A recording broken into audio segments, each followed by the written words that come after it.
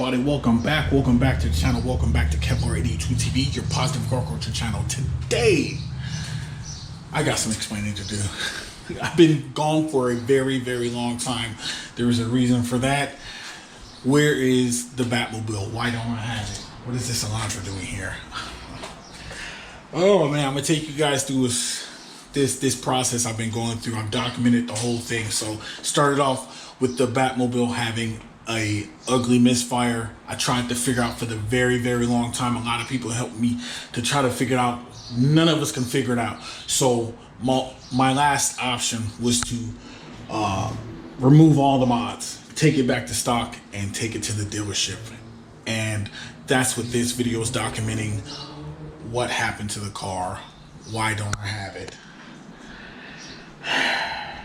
Well, there's good news or bad news, but I'm gonna let the video explain that. So we're gonna rewind the clock back to almost 2 months ago. Yes, this one's a doozy. So hope you guys enjoy it. Let's jump into it and get started. So let's go ahead and pop the hood and show you what's cracking. So what we're gonna start off with is we're going to start off with the manifold riser, taking that off. That's going to be step one. So I'm going to head to my homie Brandon's house real quick. He's going to help me out with that. I know it's easy, just making sure I don't screw it up. I have the hardware. Shout out to Quick Nick. I had to hit him up. You guys know him, Car Tuners. Shout out to him for his quick response for these stock bolts, manifold bolts or whatever. So obviously I didn't have my other ones. When I put this one on a 3.8 performance, I let them keep the stock ones because I was like, I don't need them. Well, I don't know. I don't think I have them. But anyways, yeah, stock bolts. I got them right here. Gonna be putting these on or whatever. And you guys have, if you guys know anything about the manifold riser, know that there's like studs, and that's the ones with you'll see these right here. You'll see what we got to do, whatever. I'm going to show you a little piece of that. Even though I have an install video, I'm going to link it right up above. So the install video for manifold riser, I did that a long time ago at 380 Performance. Back when my boy Dustin was still around. You guys might know the story of that. I'm not going to get into that. But yeah. So we're just going to go ahead and go to Brandon's house. We're going to start off with that. All right, so I got the car started up. It runs fine. Like initially when you first started, but there is a misfire, and it pops up the code. I know the code and everything like that. But yeah, I'm gonna show you once it does it. It takes it like a minute or two. Yeah, for some reason I don't know why, but it's not misfiring. Like it's not showing the code yet. But one of the reasons why you guys did not see me at the KTM Cruise is because of this too. It's because it starts doing this. It starts smoking out, right? So if you're sitting at a stoplight or whatever, I'm idling for like a couple minutes, maybe like 2 minutes or something like that. It starts to smoke, and then it throws the code when it misfires enough.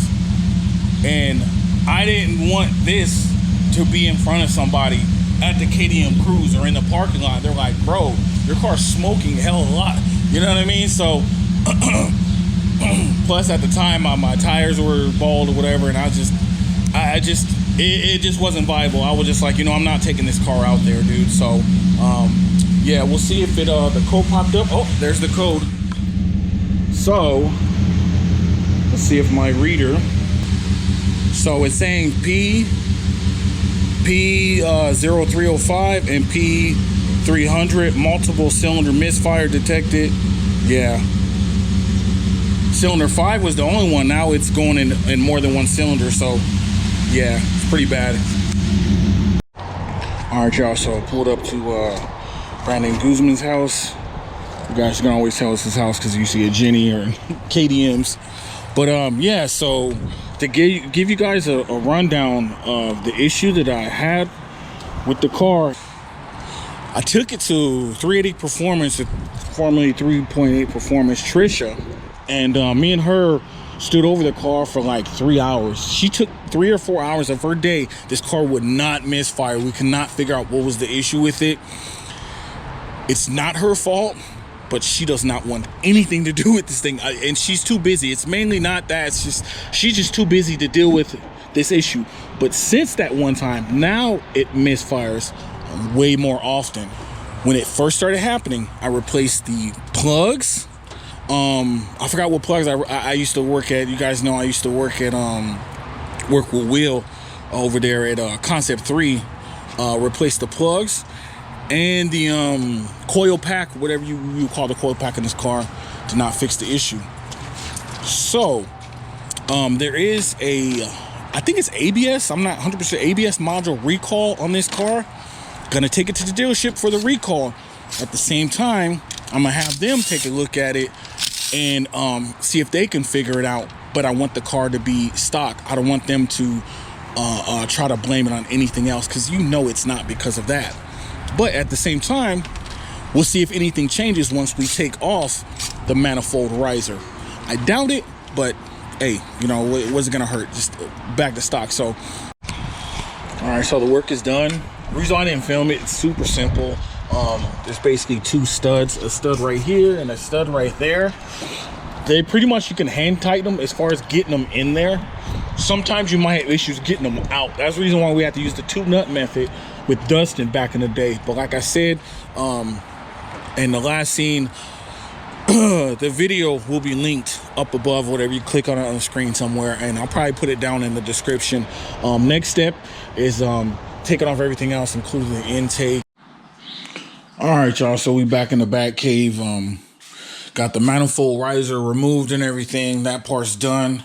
Had a long conversation with Brandon. Didn't film it. We just had like a one-on-one conversation about the issue, what it might be. And what I've feared the most, actually, it might be what's wrong with the car. And it might be a dead cylinder in cylinder 5. We actually had the car running and we pulled a couple plugs, and you can hear the engine change. If you ever pull a plug, the engine changes, the RPMs change, the way it starts, the way it's where it's supposed to have a freaking plug in it. Pulled the plug in cylinder 5, nothing happened. So it could be ignition issue. I had changed the plugs and the coil pack. It's not really a pack, it's these. Changed that a while back. It didn't change anything, it kept misfiring. So I think in the last thing, which is most likely internal engine, could be valves, it could be piston ring, something internally on that specific cylinder, on cylinder 5. So yeah, it has to go. Obviously, that's the whole reason why I'm doing this, taking it back to the dealership. So take off the engine leash and the intake. You know that has nothing to do with it, but I do not want them to blame any mods on it and say, oh, it's because you have this or that and that what's affected it. Nah, man, I don't want them trying to blame it on that. Car is still under warranty. I have another 3,000, 4,000 miles on it. It's at like 96,000 miles. So we'll see if they honor it or whatever. All right, y'all. So got the stock intake in, stock airbox, engine leash removed. Yeah, and the next thing I gotta do is find the wrench that I dropped down in the engine bay. Don't you love when that happens? So yeah, I gotta jack the car up and do that, and then we'll do the last step, which is just the exhaust or whatever, and done it so many times. Pretty simple. This thing's heavy though. That's the hardest part about it is the weight of this thing, but yeah, I'll jack the car up. Yeah.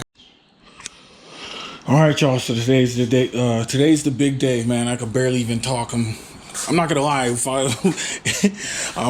just a little nervous, dude. So, gonna take the car into the dealership, see what they say.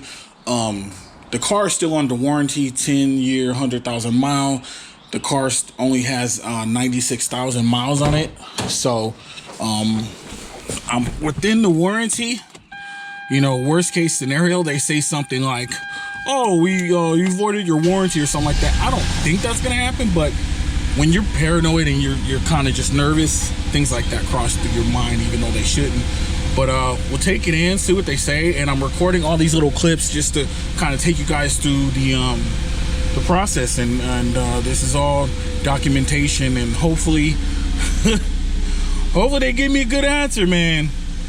I really do hope that they give me a good answer. So wish me luck, y'all. Here it is. Let's go. All right, you guys. So we're back. We fast forward to the future. It's been a while since the last clip you guys saw. this is my 2023 Hyundai Elantra. So what happened to the Batmobile after I dropped it off at the dealership? Oh my goodness. Let's talk about it. I got good news, I got bad news. Let's go for a ride. I gotta get to work. This thing's not bad, man. I got a, I don't know what model this is or whatever, but it has the screens and everything. It's pretty fancy, nice. Cool.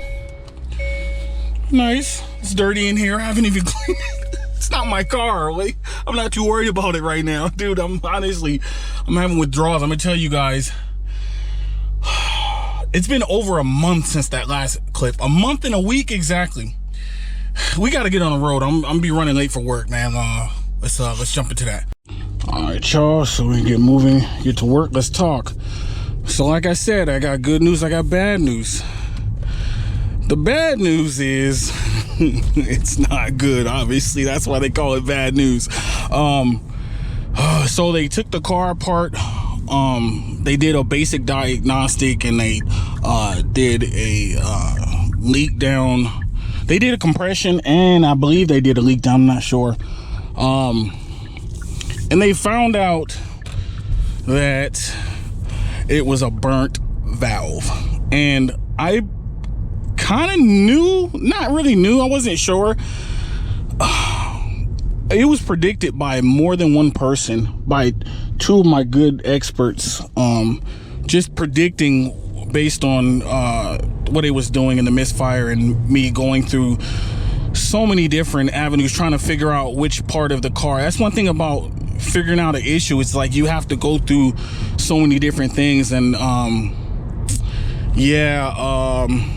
shout out to Trisha, 380 Performance. Between her and Travis, they both predicted exactly what was wrong. I just wasn't sure. And so actually, I'm gonna put this bad boy in sport mode. This bad boy, ain't nothing bad about this car. No, this car is decent. See what it does and goes in sport mode. It's pretty cool. Yeah, it's a little get up, man. You know, it's a good daily. You know, this car is a good daily, you know.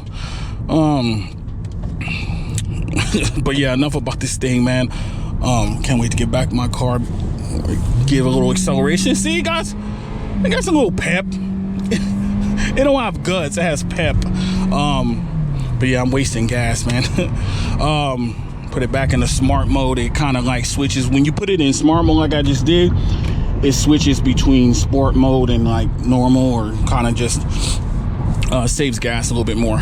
Oh yeah, so it was a burnt valve and everything like that.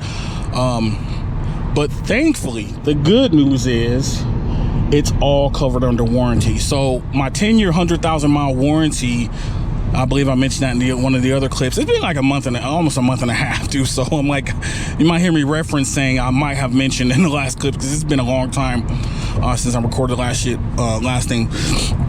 But yeah, so it's covered under warranty, 10-year, 100,000-mile warranty. I was at 96,000 something or other miles. So thankfully, it's covered under warranty. It's not coming out of pocket. This rental is also covered under warranty. I've had it for a month and a week. Yeah, with the burnt valve, they had to remove the head, the top part of the engine, and send it off to the machine shop. And I don't know if they're going to replace the valve or if they're just going to fit. I think they just replace it. It's a lot easier just to replace it. I don't think you can just clean up a valve like that. I don't know. Wouldn't be safe.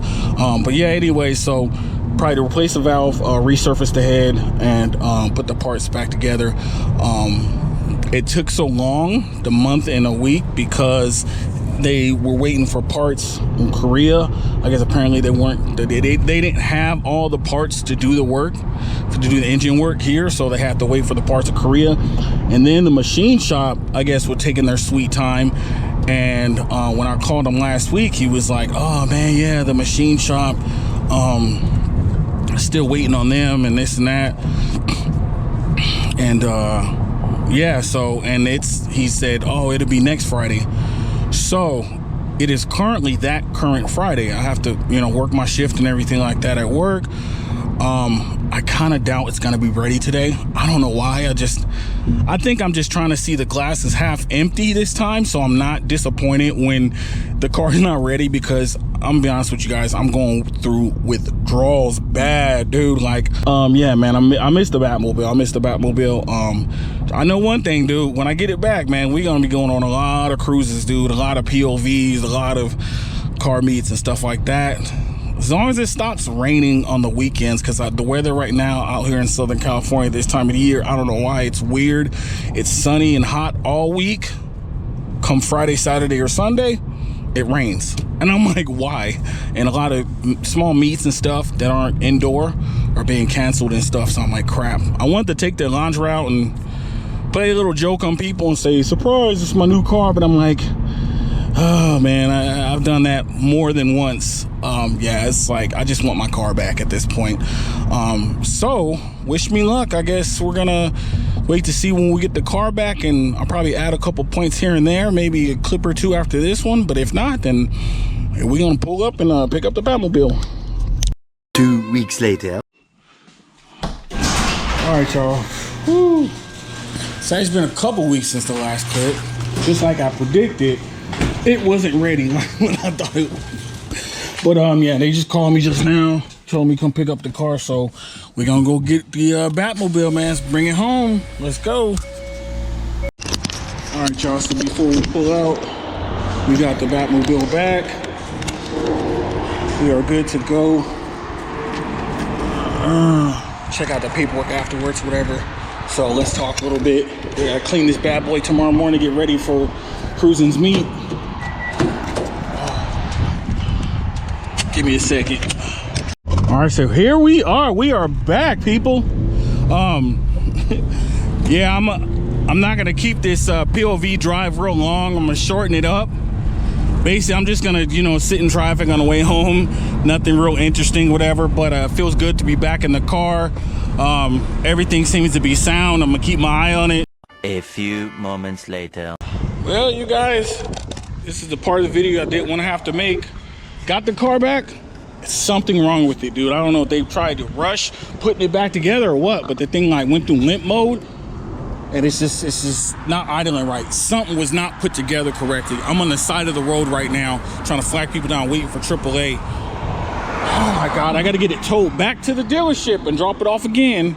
Haven't put together correctly. I don't know what the hell they did, dude. Oh man, dude, it's not good, y'all. But yeah, man, I'm just trying to stay safe on the side road right now, so gotta go. All right, y'all, so we back in the back cave. It's the next day. It's very unfortunate. I went to go pick the car up yesterday, and the headache of it breaking down, they just called me back because it's next morning. It's literally, see what time it is. I dropped it off last night. It is 11:05, and they called me back and they said the car is good. They said that the car was out of fuel. That's why I did that. It said 38 miles on my thing. I even have, you guys can probably see it in the clip. I don't know if I'm gonna have that clip in there. All right, y'all. So here's another attempt picking up the car again. Oh man, this dude was short. I had to back the seat up, man. This dude was kissing the steering wheel. All right, so I'm really not gonna film this part, dude, to be honest with you. All right, so I gotta fuel up. That's gonna be the main thing. Is I had to pour my gas in it. He said, don't trust the fuel gauge as much. It says 81 miles. He said when I get to like 50, then make sure I fuel it up or whatever. So that's what we're gonna do. We're gonna drive it. I'm gonna focus on just getting to the gas station, and we'll probably get back to the pad, and then I'll give you like a final little whatever about the car and everything like that. Hopefully everything's good. Hopefully I don't end up on the side of the road again. So yeah, I'm gonna focus on that. I'm not very good at translating all the paperwork, but I can give you guys this section right here, which says the car had a number 5 misfire due to a burnt valve. I R&R the cylinder head and sent it out for repairs. They pressure tested the head and replaced all the right bank intake valves and several exhaust valves. I reassembled the engine, replaced the chain tensioners, and reassembled and reassembled. Didn't do a comma. I ran. I feel like I'm back at school. I ran and drove the car. All is good. No, like whatever. I'm not a teacher, so whatever. But anyways, I ran and drove the car. All is good after repairs. Note, the radiator hoses need replacement as well as the suction side AC hose assembly. See recommendation. Yeah, so that's something else that I gotta look into. Whatever, but run down of all the prices of the parts and everything like that. A bunch of numbers, a whole lot of zeros, labor, whatever, dude. It's just, you know. But yeah, there's the labor parts. Sublet label. You know what I mean? I'm no mechanic. I don't know this stuff. You guys know this type of stuff. Insurance warranty, $5,147. I'm not too sure if that's the amount that they were putting towards the case, and or that's how much they spent. So I paid $100 out of $5,000. So yeah. And there was a couple things that I was kind of upset about, but I'm not going to trip about. There was some scratches here and there, but I'm glad to have the car back, and honestly, I'm glad to only have to pay $100 on a $5,000 freaking repair, dude. So the car's running beautifully. Before we do the outro, we gotta go ahead and christen the garage, cause as you can see, no more stock muffler.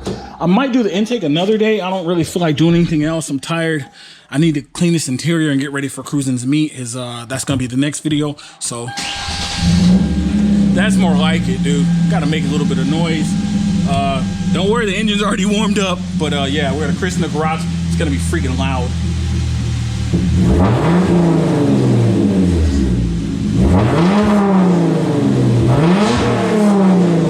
Yeah, so we're back. Had to do that. Sorry, neighbors. Man, that had a loud pop when I revved it before. Like when I first, it was like, bah. But yeah, we're back. We're good.